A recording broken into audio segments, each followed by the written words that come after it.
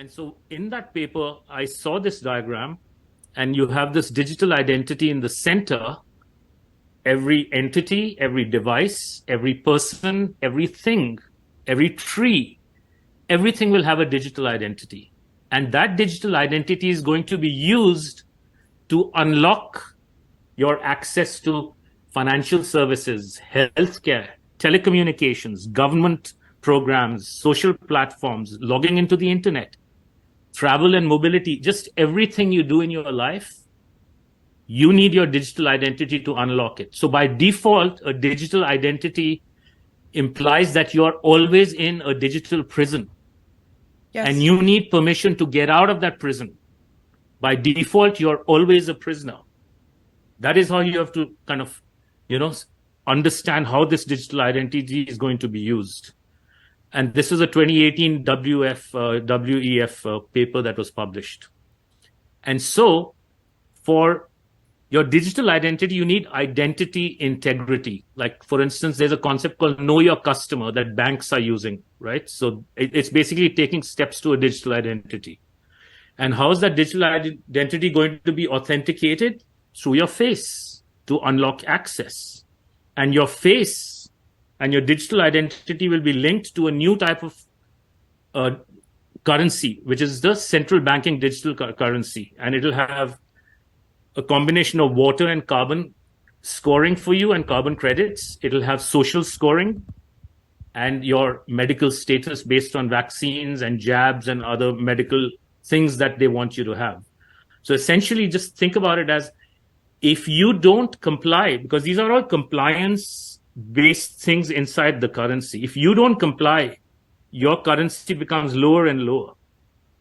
If your currency becomes lower, your digital ID cannot unlock access to life.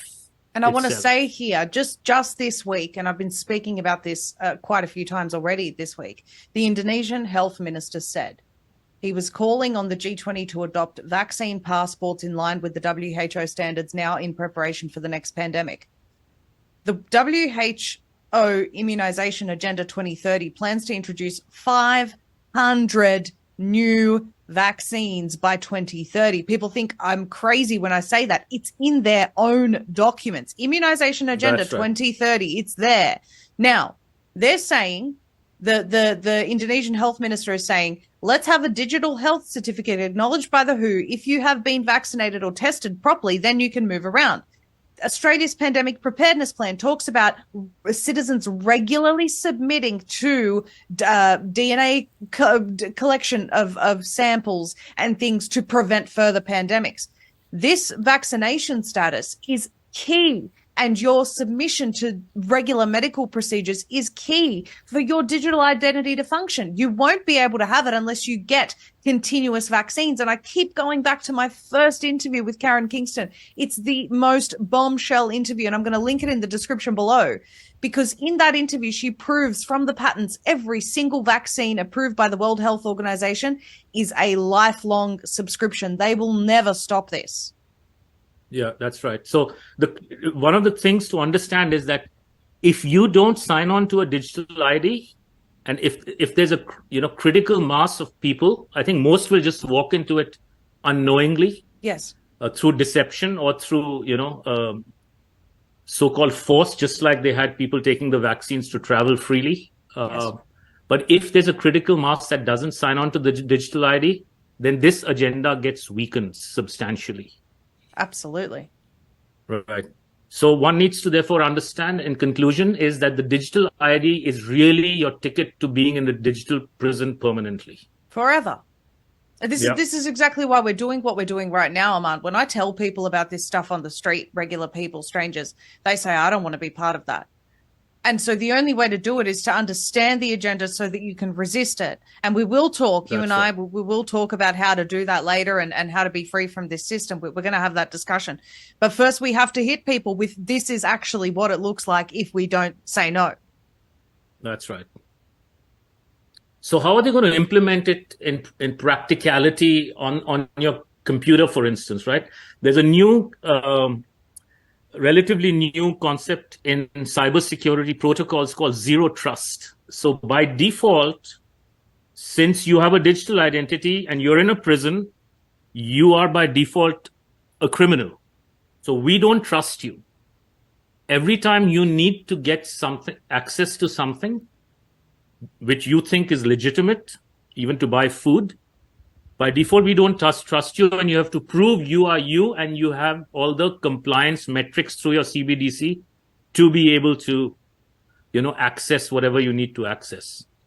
So in the old days, like when you log into your computer, or your cell phone, you put in a password, and then after that, you pretty much have access to all your applications on your computer. So that's called implicit allow. Like there's one gateway you enter in, and you're implicitly allowed to do whatever you can. The zero trust protocol is a default deny. So we are going from implicit allow to default deny worlds.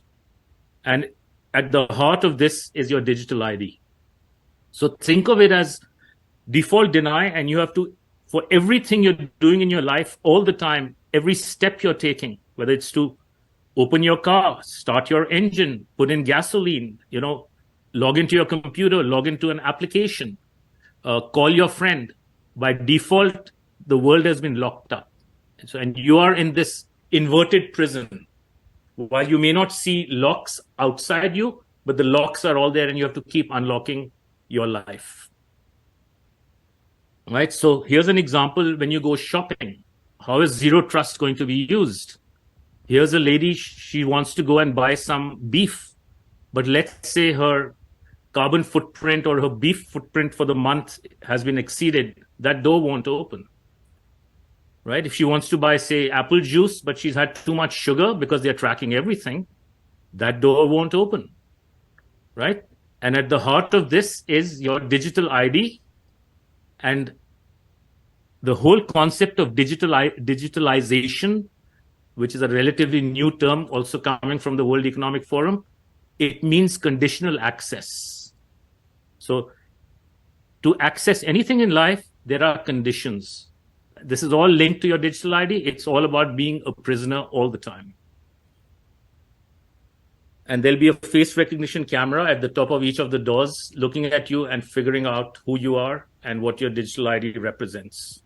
And of course, people that think that they'll just be shopping from home, your phone will be doing the exact same thing that the doors of the fridges will be doing. Exactly.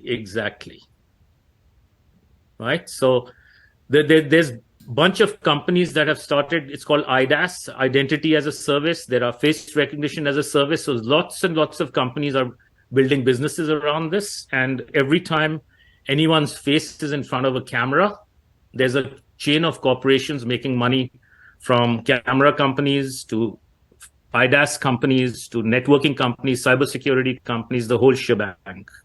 And it's since human beings are everywhere, this is one of the ways that they have come up very creatively, that anytime there's a face in front of a camera, which is going to be most of the time since people are always on their devices, there's continuous chain of data and therefore money being made.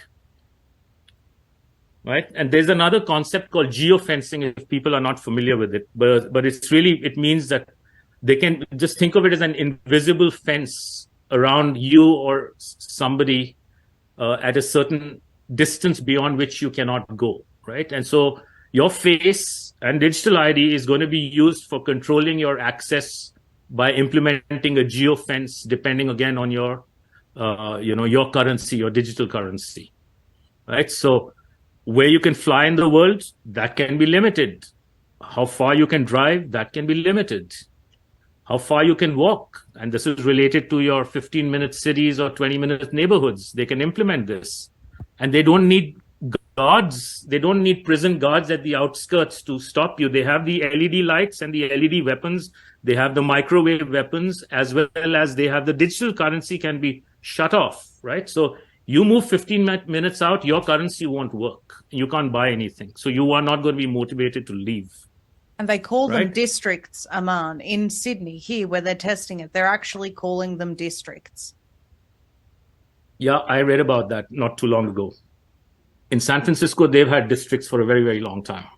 But I don't know at what point they're going to start implementing it over in California, but they will. Oh, I think the agendas are going full speed ahead in Australia more than any other country. You're not wrong. You're not wrong. Yeah.